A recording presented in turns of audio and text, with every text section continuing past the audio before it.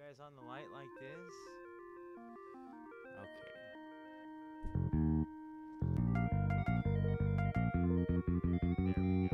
There we go. It's Coffee with Stripes. Welcome to Coffee with Stripes. This is my interview.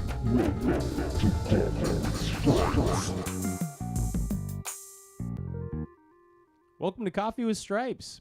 I'm Joe. I'm here interviewing Luke. Hi, Luke. Hello, Joe. Luke is building a log cabin. Tell us about your quest to build a log cabin, Luke. This is fascinating. Lucas's log cabin quest. All Yes. right. I'm going to go up to the mountains, cut down some trees. Ooh.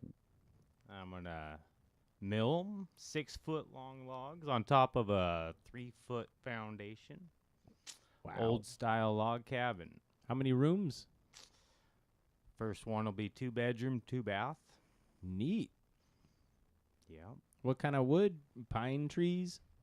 It's looking like lodgepole pine. Lodgepole pine. I don't know for sure yet. And you're way up north. You're north of Coeur d'Alene. You're way up in the chimney of Idaho up there doing it, right? That's correct. The goal is to build self-sustainable log houses. That is awesome. Step 1, build the first cabin. Wow. So what was the first time you were in a log cabin and you were like, "Holy crap, I need this"?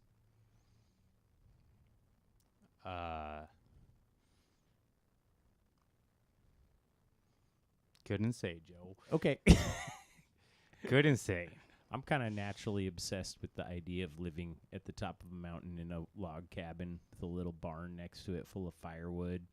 I tell you what, nothing better than living up there in the mountains in a log cabin. But the goal is to build sustainable houses with renewable energy that are modern style. Modern style, so that you would what you're looking for is to see something like a suburb replaced with, instead of those slap up drywall piece of craps, you want to see all those replaced with some sturdy log cabin houses that's going to be there in 1,000 years. Yeah. Well, here's the deal, Joe. We live in the mountains. Trees grow in the mountains. And we can build log houses, which is probably one of the best style houses you can build. However, modern day technology has brought us to an era where we can live completely modern in a sustainable log house. And if the power goes out, you can have power. And if the water system goes down, you can have water. And if the septic system or the city sewer system goes down, you can maintain. So why are we not living like that? Why are we not living like that? You know, maybe there's whole industries that thrive off the fact that we do not live like that.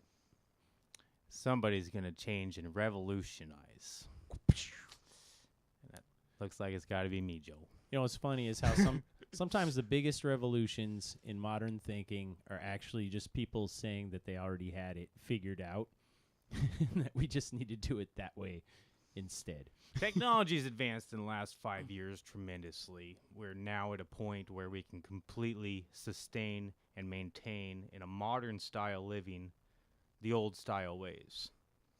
And somebody just needs to put the whole picture together. Yes.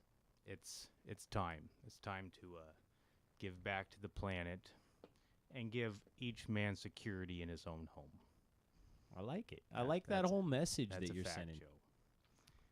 Are there any other materials that, like natural type of materials that you use in the creation of these houses, or that you foresee?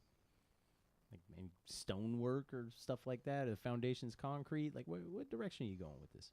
Well, the foundation, I plan on going 3 foot tall. Anybody can do it. It's a simple concept. You just build it a little bit higher. That gives you the ability to buy firewood from the forest in 6-foot sections of logs. They won't allow you to cut 8-foot sections down. But there's a piece-and-piece style, old Swedish log home style, you can build out of 6-foot long logs. So any man with a pickup truck could pick up a chainsaw, cut down some trees, mill the logs, and build himself a house. At that point, all you have to do is make it energy efficient add a few components, put in a transfer switch, That- and wire it up. I imagine that a log cabin with some modern, like double pane, nice windows on it would be fairly well insulated. It is, Joe. How do you make a log cabin energy efficient? Well, use bigger logs, you'll get a higher R value. The chinking we have today is better than it used to be back in the day because of technology. We have good materials to use.